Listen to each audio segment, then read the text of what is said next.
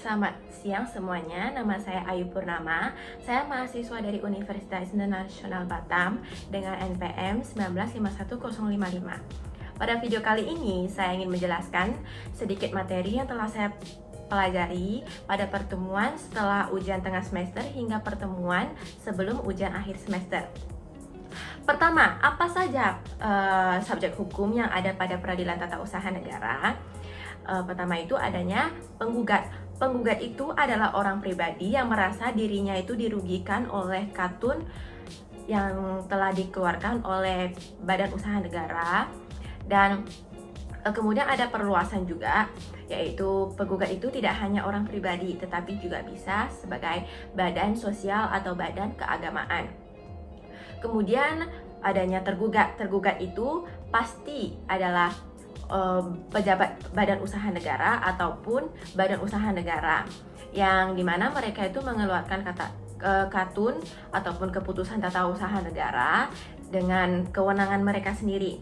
Dan kewenangan ini dibagikan dengan 3 jenis. Yang pertama itu atribusi, delegasi, dan mandat.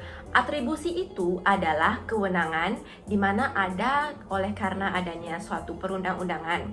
Dan delegasi itu adalah kewenangan yang dilimpahkan oleh suatu organ pemerintahan kepada organ pemerintahan yang lain. Oleh karena dia itu adalah pelimpahan kewenangan, maka ketika ada yang perlu ditanggungjawabkan, yang bertanggung jawab itu adalah organ yang menerima delegasi. Yang terakhir yaitu mandat. Mandat itu adalah suatu kewenangan yang diberikan oleh suatu organ kepada organ lain dengan atas nama organ sebelumnya itu. Jadi ketika dia diminta pertanggungjawaban, yang bertanggung jawab itu adalah organ yang memberikan mandat. Kemudian apa saja yang bisa kita lakukan ketika kita merasa diri kita dirugikan oleh suatu katun ataupun keputusan tata usaha negara? Kita bisa melakukan upaya administratif. Upaya administratif itu dibagikan 2 jenis, yaitu keberatan dan banding administratif. Keberatan itu akan diajukan kepada badan yang mengeluarkan katun tersebut. Sedangkan banding administratif itu akan diajukan kepada instansi atasannya. Dan pada tahun 2014 terjadi adanya perluasan, yaitu tidak hanya katun yang bisa menjadi objek sengketa. Tindakan faktual oleh badan usaha negara juga bisa menjadi objek sengketa. Dan pada tahun 2014 tersebut juga menyatakan bahwa sebelum mengajukan perkara kepada pengadilan tata usaha negara, kita harus melewati upaya administratif. Tetapi pada UU yang sama tetapi pasal yang berbeda, dia menyatakan bahwa kita juga bisa melewati upaya administratif langsung mengajukan perkara kepada pengadilan tata usaha negara.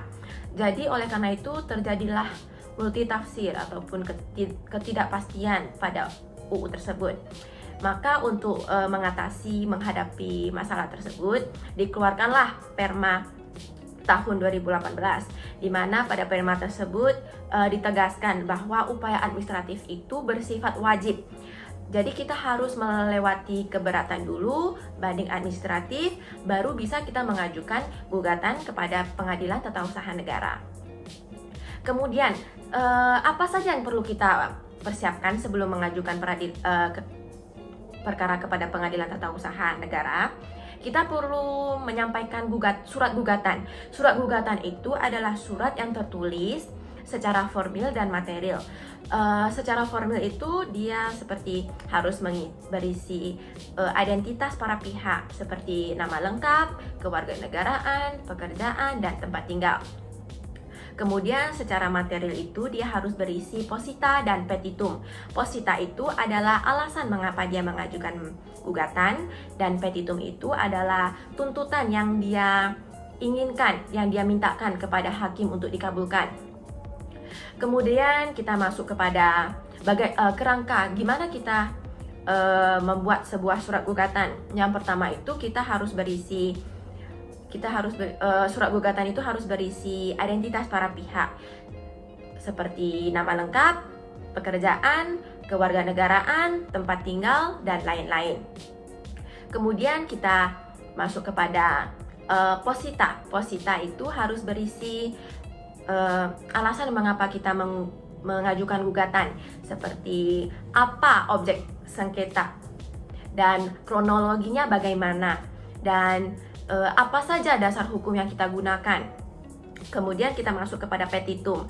Petitum itu adalah tuntutan yang kita inginkan.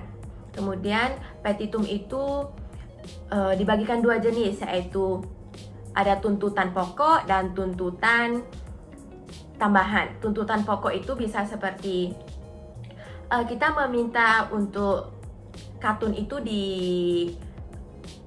dicabut begitu. Sedangkan tuntutan tambahan itu kita bisa minta ganti rugi, ataupun kita bisa meminta untuk tergugat itu membayar uang perkara, dan bisa juga kita minta rehabilitasi. Kemudian setelah lengkapnya surat gugatan, kita akan memasukkan surat gugatan itu kepada pengadilan. Tetapi sebelum masuknya ke pengadilan, kita akan melewati pemeriksaan persiapan, seperti akan diperiksa apakah surat-surat itu sudah lengkap dan apakah surat gugatan itu bisa diterima. Jika tidak diterima, surat gugatan itu akan dikembalikan kepada penggugat untuk melengkapkannya. Dan setelah penggugat melengkapkan surat gugatan tersebut, akan diteruskan dengan pembayaran perkara. Setelah pembayaran perkara, akan melakukan pencatatan gugatan, diberikan nomor registrasi atau nomor gugatan, dan kita masuk kepada persidangan. Kemudian pada persidangan akan ada pembacaan gugatan, jawaban gugatan, terus replik, duplik, pembuktian, kesimpulan, kemudian bacaan putusan. Dan acara pada Pengadilan Tata Usaha Negara itu ada 3 jenis. Yang pertama itu adalah acara biasa. Acara biasa itu dia akan melewati 3 tahapan, yaitu pemeriksaan dismisal, yaitu akan diperiksa apakah surat gugatan itu diterima atau tidak diterima. Kemudian akan ada pemeriksaan persiapan itu akan memberi peluang kepada penggugat untuk melengkapkan surat gugatan yang kurang jelas. Kemudian masuklah kepada pemeriksaan persidangan. Oke. Kemudian adanya acara cepat. Acara cepat itu hanya bisa dengan alasan penggugat itu mempunyai alasan yang mendesak.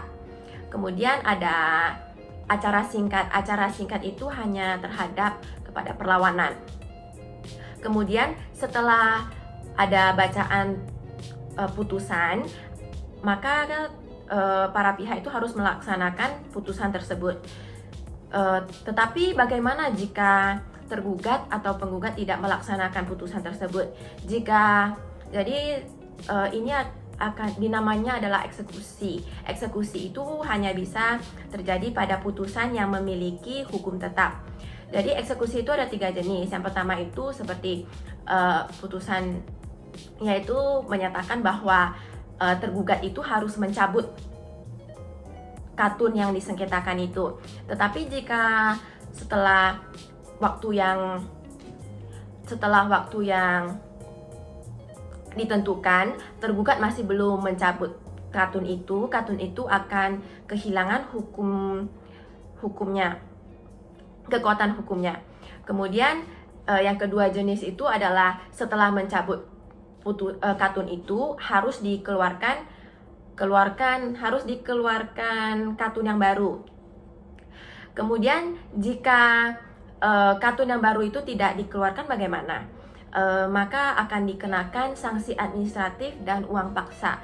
Sanksi administratif itu bisa seperti turunnya jabatan ataupun ditaruh di media massa.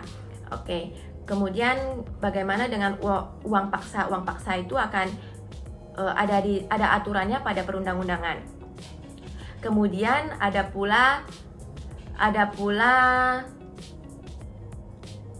seperti kita harus ganti rugi. Ganti rugi itu akan ditentukan pada putusan yang dikeluarkan oleh hakim.